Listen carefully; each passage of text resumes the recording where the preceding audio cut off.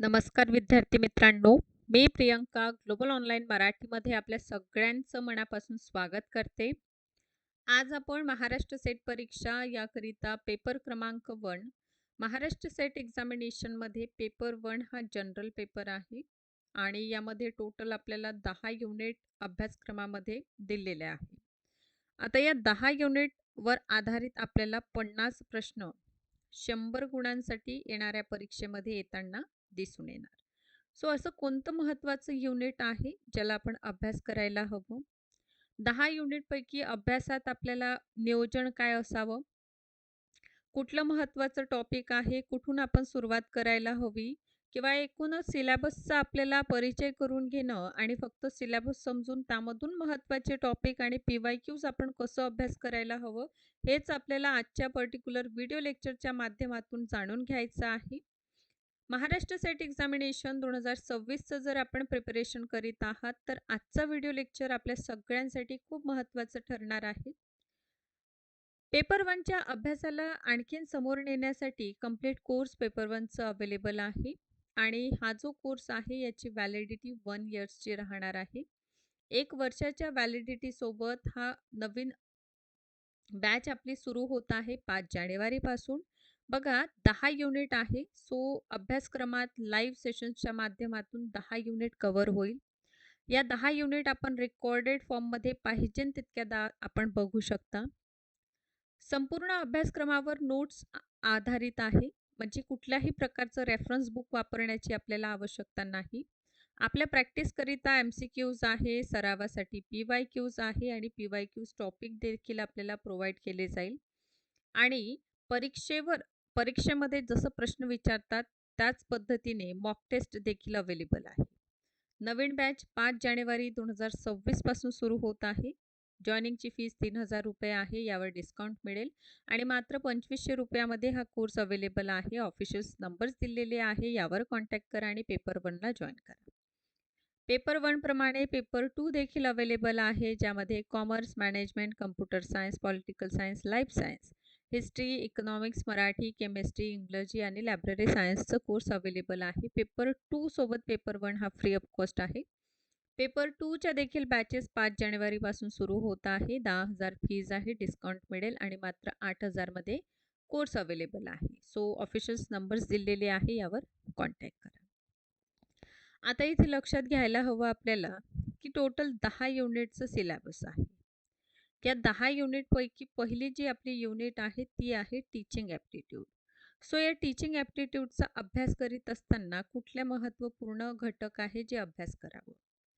एक तर टीचिंगच्या कन्सेप्ट करायचा आहे. दुसरं म्हणजे लेवल ऑफ टीचिंगमध्ये MLT, ULT आणि RLTचा अभ्यास करा. खूप इम्पॉर्टंट हा टॉपिक आहे. शॉर्ट यातून क्वेश्चन येतात. यानंतर प्रौढ जे आहे लर्नर त्यांच्यावर फोकस केलेलं आपल्याला दिसून येतं. तर या भागातून देखील आपल्याला प्रश्न परीक्षेमध्ये येतात. इतकंच नाही तर विद्यार्थ्यांच्या वैशिष्ट्यांवर देखील आपल्याला प्रश्न आणि वैयक्तिक मतभेदावर देखील आपल्याला पाहायला मिळतात. यातून सगळ्यात महत्त्वाचं घटक होणार ते म्हणजे शिक्षक केंद्रित विधी आणि शिकाऊ केंद्रित म्हणजे टीचर सेंटर्ड आणि लर्नर सेंटर्ड मेथड जो आहे यातून देखील प्रश्न दरवर्षी आपल्याला येताना दिसून येत आहे. यानंतर मोस्ट इम्पॉर्टंट आहे स्वयंप्रभा आणि मूक. लास्ट इयरसुद्धा प्रश्न आलेले, नेक्स्ट टाईमसुद्धा येणारच. हा एक टॉपिक करा, अध्यापन समर्थ प्रणाली, कारण यावर प्रश्न विचारलं जातं आणि मूल्यांकनाचे प्रकार.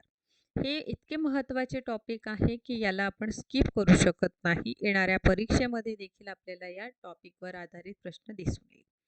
सो युनिट फर्स्टचं जेव्हा आपण अभ्यास करतो तर हे घटक आपल्याला विसरायचं नाही आहे.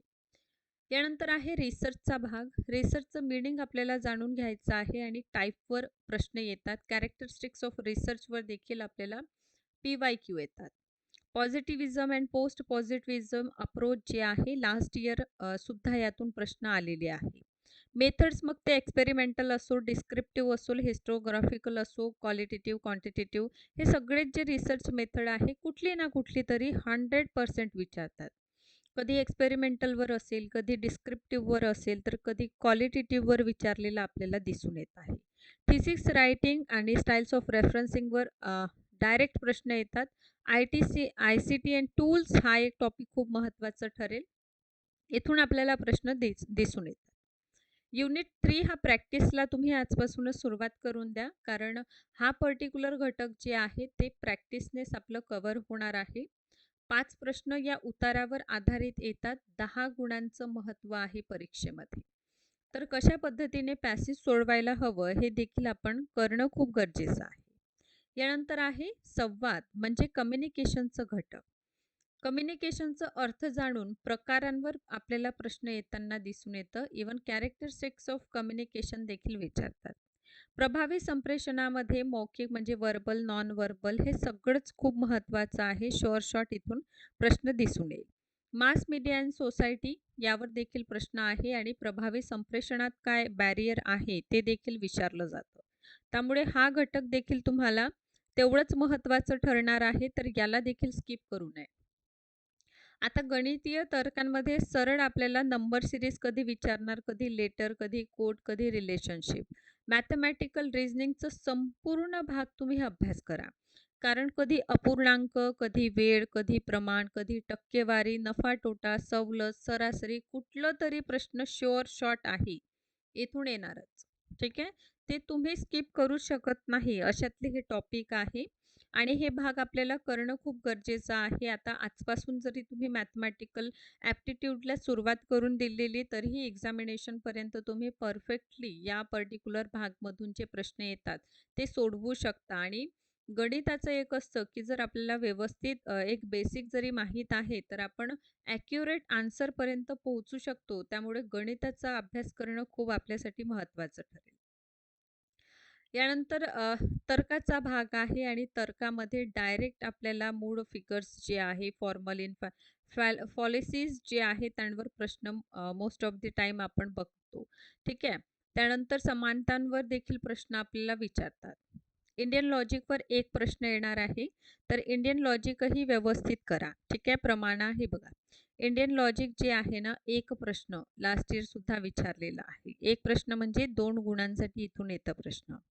म्हणजे त्यामध्ये प्रमाणा असू द्या, अणुमाना असू द्या, उपमाना, शब्द, अर्थपट्टी, अणुउपलब्धी हे सगळंच आपल्याला करावं लागेल. कारण 1 मार्कही एक्झामिनेशन क्वालिफिकेशन एक प्रश्नांनी देखील राहताना आपण बघतो. आहे ना? त्यामुळे एक गुण आपल्या सगळ्यांसाठी परीक्षेच्या दृष्टिकोनातून महत्त्वाचे आहे. डेटा इंटरप्रिटेशन शॉर्ट आहे. 100% DI येतं आणि कधी 1 DI येऊ शकतं आणि कधी 2 देखील येऊ शकतात.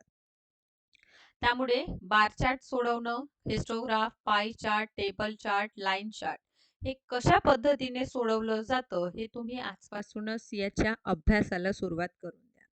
जसं पूर्वी सुद्धा सांगितलेलं आहे, की गणिताचं बेसिक जर आपल्याला माहीत असेल, तर आपण समोर व्यवस्थित जे आहे त्या दृष्टिकोनातून अभ्यास करीत असतो आणि एक्झामिनेशनमध्ये जेव्हा मॅथचे क्वेश्चन बघतो आपण, तर ॲक्युरेट आपण आन्सर देत असतो.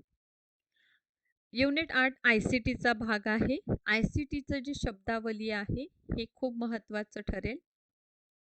उच्च शिक्षणातील डिजिटल उपक्रम यावर देखील खूपदा प्रश्न विचारतात. तर हे असे टॉपिक आहे.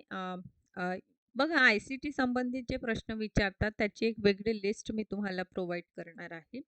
कारण फक्त हे 4च टॉपिक विचारतात अशातला भाग नाही. या व्यतिरिक्त आय-सी-टीमधून करंट अफेअर टाईपचे प्रश्न असतं, ते देखील विचारलं जातं. युनिट 9 आहे खूप महत्त्वाचं. यामध्ये MDG आणि SDG गोल करा.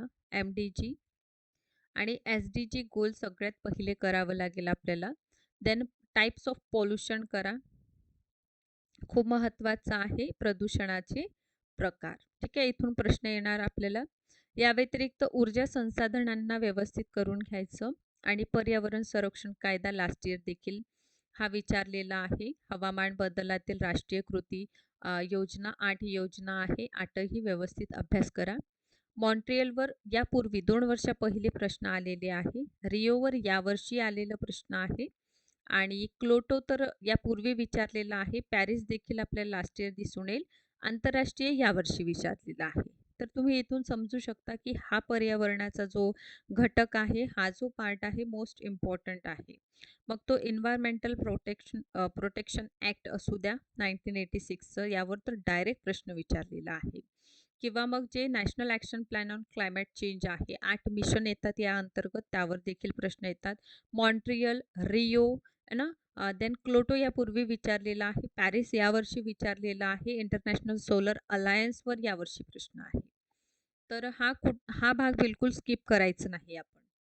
यानंतर उच्च शिक्षणाला सुरुवात करा. आता एन्शियंट एज्युकेशनमध्ये सर्वप्रथम वैदिक एज्युकेशनचा अभ्यास करा. त्यानंतर बुद्धिस्ट एज्युकेशनचा अभ्यास करा. जैनिझमचा अभ्यास करा. जैनिझम मधील शिक्षण कशाप्रकारे होतं, हा एक महत्त्वाचा टॉपिक इथे यावर्षी म्हणजे 2025 मध्ये आलेलं दिसून येतं. बुद्धिझम एज्युकेशन सिस्टमचा अभ्यास करीत असताना जरा डीपली अभ्यास करा. प्रश्न जरा डीपली विचारलं जातं. त्यानंतर स्वातंत्र्यपूर्व म्हणजे 1813च्या चार्टर ॲक्टपासून 1944च्या सार्जंट प्लॅनपर्यंत अभ्यास करा. हा घटक जेव्हा संपवून घेता त्यानंतर स्वतंत्र भारताचा पहिला आयोग राधाकृष्णन आयोगापासून 2020चा एज्युकेशन पॉलिसीपर्यंतचा भाग पार्टमध्ये डिवाईड करून अभ्यास करा आणि त्यानंतर तुम्ही भारतीय प्राच्य पारंपरिक अपारंपरिक शिक्षण कार्यक्रम झालं, व्यावसायिक तांत्रिक कौशल्य आधारित शिक्षण झालं, व्हॅल्यू एज्युकेशन, ठीक आहे. देन पॉलिसीज, गव्हर्नन्स अँड ॲडमिनिस्ट्रेशनचा तुम्ही अभ्यास करा. सो अशा प्रकारे हा 10 युनिट आणि या 10 युनिटमधून मोस्ट इम्पॉर्टंट घटक मी सांगितलेला आहे. सोबतच 5 जानेवारी 2026 पासून आपली नवीन बॅच सुरू होत आहे. या बॅचला तुम्ही जॉईन करू शकता.